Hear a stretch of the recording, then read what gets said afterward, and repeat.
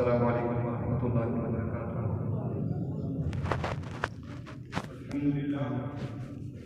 الحمد للہ رب العالمین والعاقبۃ للمتقین، والصلاۃ والسلام علی سید الانبیاء والمرسلین وعلی آلہ واصحابہ اجمعین، اما بعد فاعوذ باللہ من الشیطان الرجیم، بسم اللہ الرحمن الرحیم۔ سبحان الذي أسرى بعبده ليلا من المسجد الحرام إلى المسجد الأقصى، وقال الله تبارك وتعالى في مقام آخر فأوحى إلى عبده ما أوحى، صدق الله العلي العظيم وبلغنا رسوله النبي الأمين الكريم، ونحن على ذلك لمن الشاهدين والشاكرين والحمد لله رب العالمين۔ معزز و بابکار حاضرین و سامعین، اس سے قبل کی گفتگو کا آغاز کیا جائے، آئیے حصول برکت کے لیے معمول اہل سنت کے مطابق اپنے آقا و مولا حضور تاجدار مدینہ سید عالم جناب احمد مجتبی محمد رسول اللہ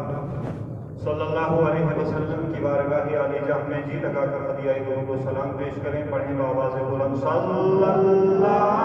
علیہ یا رسول وسلم علیک یا حبیب اللہ، صلی اللہ علیک یا رسول وسلم علیک یا حبیب، صلاۃ و سلام علیک یا رسول اللہ، صلاۃ و سلام علیک یا نبی اللہ وعلی آلک و اصحابک یا شفیعنا عند اللہ صلی اللہ تعالی علیہ وسلم۔ اللہ جل مجدہ الکریم اپنے مقدس کلام کے اندر ارشاد فرماتا ہے، سبحان الذی اسری بعبدہ لیلا من المسجد الحرام الی المسجد الاقصی، پاک ہے وہ ذات جو لے گیا اپنے بندے کو راتوں رات مسجد حرام سے مسجد اقصی تک۔ اور اس آیہ مقدسہ کو چونکہ میں نے جزوی طور پر پڑھا ہے، اگر مکمل آپ اس آیت کو پڑھیں گے تو رب قدیر نے اس آیت میں سب سے پہلے جس لفظ سے اس آیت کا آغاز فرمایا وہ لفظ سبحان ہے، جو اس کی صفت ہے، اور لفظ سبحان کا مطلب پاکیزگی، طہارت و تقدیس ہوتا ہے، یعنی پاکی کی طرف اس لفظ کی نسبت ہے۔ اور معراج مقدس کے تعلق سے آپ اچھی طرح سے جانتے ہیں کہ معراج حضور سید عالم صلی اللہ علیہ وسلم کے خصائص میں سے ایک خاصہ ہے، اور ایک ایسا خاصہ کہ جو انبیاء کرام علیہ السلام کو دیگر معجزات عطا کیے گئے اللہ کی طرف سے، فردن فردن سیدنا آدم علیہ نبینا علیہ الصلوۃ والتسلیم سے لے کر حضرت سیدنا عیسیٰ روح اللہ تک، اللہ نے من جملہ ان سارے معجزات کو سرکار کی ذات میں جمع فرمایا ہے، اور پھر ان معجزات کے علاوہ رب نے جو خاص عنایتیں اور مہربانیاں اپنے محبوب صلی اللہ علیہ وسلم پر فرمائیں، جو آپ کے علاوہ کسی دوسرے کو شرف اور فضیلتیں حاصل نہ ہوئیں، ان کو خصائص کہا جاتا ہے۔ اور معراج وہ خاصہ ہے جو حضور کے علاوہ کسی دوسرے کو نہیں ملا، اور اللہ رب العالمین نے خود اس کا دعویٰ قرآن مقدس کے اندر فرمایا۔ یہ حضور کا دعویٰ نہیں بلکہ یہ رب کا کلام ہے اور رب کا فرمان ہے۔ رب فرماتا ہے پاک ہے وہ ذات، اور یہاں اشارات و کنایات کے اندر رب نے اس سفر معراج کو بیان فرمایا ہے، اور جو زمینی سفر ہے مسجد حرام سے مسجد اقصی تک، اس کو کچھ تفصیل کے ساتھ، چونکہ معراج کے 3 مرحلے ہیں۔ پہلا مرحلہ مسجد حرام سے مسجد اقصی تک ہے، جس آیت کو میں نے جزوی طور پہ آپ کے سامنے رکھا ہے، اور میں نے اتنا ہی اس آیت کو پڑھا جس میں مسجد حرام سے مسجد اقصی تک کی معراج کا ذکر ہے۔ اور اگر معراج کے تعلق سے مطلقاً کوئی انکار کرتا ہے، مطلقاً کوئی انکار کرتا ہے تو وہ انکار قرآن لازم آئے گا، چونکہ اس کے 3 مرحلے ہیں، اور اہل سنت و جماعت کا جو عقیدہ ہے اس تعلق سے وہ یہی ہے کہ مسجد حرام سے مسجد اقصی تک کی معراج یہ عبارت النص سے نص قطعی سے ثابت ہے۔ اگر کوئی مطلقاً معراج کا منکر ہو جائے تو وہ اس قرآن کی آیت کا منکر ہوتے ہوئے خارج اسلام ہو جائے، اور پھر اس کے بعد کا حدیث مشہور سے اب آگے آپ جب جائیں گے مسجد اقصی سے آگے تو سدرۃ المنتہا تک کا سفر، پھر سدرۃ المنتہا سے آگے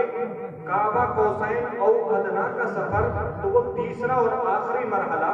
تو بعض جگہ پر احادیث مشہورہ سے اور بعض دیگر روایات سے یہ سارے سفر بھی ثابت ہیں حضور کے، اور سورہ النجم کے اندر فَأَوْحَى إِلَىٰ رَبِّهِ مَا أَوْحَىٰ، جب سرکار علیہ الصلوۃ والتسلیم اس سفر کو مکمل کرے، جب آپ کا یہ سفر معراج مکمل ہوتا ہے، کعبہ قوسین او ادنا کی منزل پر سرکار فائز ہوتے ہیں، جب رب کا قرب اور رب کا دیدار حضور کو حاصل ہوتا ہے، تو اس میں اس سفر میں اور پھر رب کے قرب میں جو راز و نیاز کی باتیں ہوئی، رب نے بھی ان کی تفصیل بیان نہیں فرمائی اپنے مقدس کلام کے اندر، بلکہ اس کو بھی رب نے اجمالی طور پر بیان فرمایا اور ارشاد فرمایا فَأَوْحَىٰ إِلَىٰ عَبْدِهِ مَا أَوْحَىٰ، یعنی رب نے اپنے بندے کو جو وحی کرنی تھی وہ کر دی، یعنی جو محبوب اعظم صلی اللہ علیہ وسلم کے ساتھ راز و نیاز کی باتیں رب نے کرنی تھی وہ کر دی، ان کی تفصیل رب نے بیان نہیں فرمائی۔ تو عقیدے کے تعلق سے، شرعی حیثیت کے تعلق سے اس کے جس طرح سفر کے 3 پہلو بنتے ہیں، تو اسی طرح شرعی حیثیت سے بھی معراج کے 3 پہلو بنے گے، ایک مسجد حرام سے مسجد اقصی تک، پھر وہاں سے سدرۃ المنتہا تک، اور پھر سدرۃ المنتہا سے آگے کعبہ قوسین او ادنا کی منزل، جہاں پر مخلوق میں سے اس آخری منزل پر کسی کی رسائی سرکار علیہ الصلوۃ والتسلیم کے علاوہ کسی کو حاصل نہ ہو۔ جب حضرت سیدنا جبریل امین علیہ الصلوۃ والتسلیم حکم ربانی سے، 2 روایتیں ہیں یہاں پر، ایک کے مطابق سرکار حتیم کعبہ کے اندر آرام فرما تھے، اور دوسری روایت کے مطابق حضرت ام ہانی کے گھر آپ صلی اللہ علیہ وسلم آرام فرما رہے تھے، اور اس کا پس منظر یہ تھا کہ میرے آقا صلی اللہ علیہ وسلم نے ایک دن تبلیغ کے سلسلے میں پورا دن میرے سرکار علیہ الصلوۃ والتسلیم نے جب تبلیغ فرمائی، اور اس دن اتفاقاً کوئی بھی شخص آپ کی تبلیغ سے متاثر ہو کر حلقہ بگوش اسلام نہ ہوا، تو سرکار علیہ الصلوۃ والتسلیم کچھ مزمحل ہوئی آپ کی طبیعت، آپ غمگین ہوئے، اور رات کے وقت حضرت ام ہانی کے گھر یا حتیم کعبہ میں آپ جا کر آرام فرمانے لگے۔ چونکہ آپ غمگین تھے تو رب کو آپ کی یہ غمناکی پسند نہیں آئی، گوارا نہ ہوئی، تو حضرت جبریل امین علیہ السلام کو حکم ہوا کہ میرے محبوب صلی اللہ علیہ وسلم کو سیر و تفریح کرائی جائے اور میری بارگاہ تک ان کو باریاب کرایا جائے۔ تو اس حکم کے مطابق، چونکہ بعض لوگوں کو یہ پتہ نہیں ہوتا کہ اس کا پس منظر کیا ہے، پس منظر یہ ہے کہ میرے آقا غمناک تھے، المناک تھے، غمگین تھے، اس غم کو دور کرنے کے لیے اللہ نے محبوب اعظم صلی اللہ علیہ وسلم کو اپنی بارگاہ میں طلب کروایا۔ اور یہ جب سفر شروع ہوتا ہے، اب رب کے حکم سے انبیاء بھی حاضر ہیں حضور کے استقبال کے لیے، فرشتے بھی حاضر ہیں، میرے آقا صلی اللہ علیہ وسلم مسجد اقصی پہنچتے ہیں یہ زمینی سفر طے کر کے، اور اس کو وضاحت سے بیان کرنے کا مقصد یہ ہے کہ انسان کے ذہن میں، چونکہ انسان بھی زمینی سفر کرتا ہے تو اس کے ذہن میں اچھی طرح سے جو سفری معاملات ہوتے ہیں وہ سمجھ میں آ جاتے ہیں۔ اس کے بعد چونکہ عروج کا معاملہ ہے، چونکہ سفر آسمانی شروع ہوتا ہے، تو اس کو اجمال کے ساتھ اللہ رب العالمین نے اپنے مقدس کلام کے اندر بیان فرمایا ہے۔ تو یہ سفر معراج جو ہے یہ حضور کے خاصوں میں سے ہے، حضور کے خصائص کبریٰ میں سے ہے، اور بعض لوگوں کو ذہنوں کے اندر ایک تشویش یہ لاحق ہوتی ہے کہ اتنے کم وقت میں اتنا سارا سفر جو مہینوں کا سفر بنتا ہے، مہینوں کا سفر سرکار نے چند لمحوں میں کیسے کر لیا؟ تو اگر آپ معجزہ معراج کو سمجھیں گے، چونکہ معجزے کا مطلب یہی ہوتا ہے کہ وہ عقل انسانی میں وہ بات نہ آئے، اسی کو معجزہ کہتے ہیں۔ اگر یہ بات سمجھ میں آ جائے تو پھر وہ معجزہ نہیں ہوگی۔ جو عقل انسانی سے بات ماورا ہو، سمجھ سے باہر ہو، اسی کو کرامت بھی کہتے ہیں، اسی کو معجزہ بھی کہتے ہیں۔ اگر وہ نبی سے سرزد ہو تو وہ معجزہ ہوتا ہے، اگر وہ غیر نبی سے، اللہ کے کسی مقرب بندے سے جس کو ہم ولی کہتے ہیں، ولی سے سرزد ہو تو اس کو ہم کرامت کہتے ہیں۔ تو اس لیے یہ ذہن ہمیں نہیں رکھنا چاہیے قرآن کے نزول کے بعد۔ یہ تو کفار کا ذہن تھا۔ جب میرے آقا واپس آتے ہیں معراج سے تو آپ سے دلیلیں طلب کی گئی کہ آپ اتنے کم وقت میں وہاں کیسے پہنچ گئے، پھر راستے کے آپ حالات و قوائف سے ہمیں آگاہ کریں۔ تو میرے آقا صلی اللہ علیہ وسلم نے سارے حالات، سارے قوائف اور راستے کی ساری نشانیاں کفار کے سامنے رکھی، اور کفار نے پھر بھی آپ کی بات پر اعتماد نہیں کیا، بلکہ حضرت صدیق اکبر کے پاس ابو جہل پہنچ جاتا ہے اور کہتا ہے آج تو بڑا کمال کا دعویٰ کر دیا ہے تمہارے نبی محمد رسول اللہ نے۔ آج تو ان کا یہ دعویٰ ہے کہ میں رات کے مختصر سے عرصے میں مسجد حرام سے مسجد اقصیٰ تک چلا گیا۔ اے صدیق آپ ہی بتائیں کیا ان کا یہ دعویٰ درست ہے؟ تو صدیق اکبر رضی اللہ تعالیٰ عنہ کا جو ارشاد تھا، جو آپ کا فرمان تھا، وہ ہم سب اہل سنت و جماعت کے لیے قیامت تک کے لیے مشعل راہ ہے۔ آپ نے فرمایا اگر یہ کسی اور کا دعویٰ ہوتا تو میں ہرگز اس کی تصدیق نہیں کرتا۔ یہ دعویٰ ہے نبی رحمت صلی اللہ علیہ وسلم کا، اگر میرے آقا نے فرمایا ہے تو یقیناً یہ برحق ہے اور یہ اللہ کی طرف سے ہے۔ اور آیت قرآنیہ سے اس بات کا بھی مفہوم یہی بنتا ہے۔ رب فرماتا ہے میں لے گیا اپنے بندے کو، پاک ہے وہ ذات جو لے گئی اپنے بندے کو راتوں رات مسجد حرام سے مسجد اقصیٰ تک۔ جب رب کہتا ہے میں لے گیا تو مجھے اور آپ کو پھر اس میں سوچنے اور سمجھ میں آنے یا نہ آنے سے کیا فرق پڑتا ہے؟ اس لیے معراج کے تعلق سے جو خدشات اور ذہن میں وہم و گمان ہوتا ہے اس کو دور کریں، اور جو اسلامی طریقہ کار ہے، جو شریعت کے اصول ہیں وہ ہمیں سمجھ میں آئیں، وہ سمجھ میں نہ آئیں، ہمارا کام ان کو ماننا ہے۔ ہمارا کام ہے کہ ہم سر تسلیم اللہ اور اس کے رسول صلی اللہ علیہ وسلم کے حکم کے سامنے خم کر دیں۔ اور چونکہ آنے والے سوموار کی جو شب ہوگی، دن سوموار کا اور رات منگلوار کی، وہ شب معراج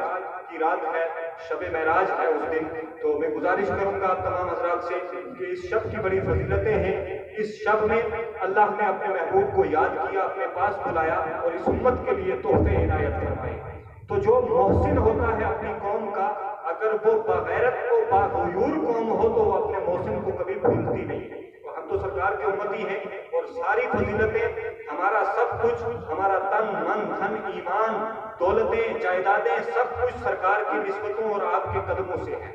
اس لیے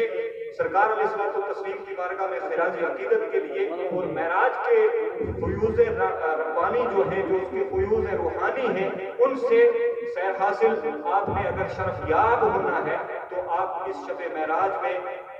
شب بیداری بھی کریں، تلاوتیں کریں، ذکر و اذکار کریں، تسبیح و تحلیل کریں اور دعا کریں کہ اللہ رب العالمین اس امت پر اس وقت جو بلا و آفات کا نزول ہے، اللہ اس امت کو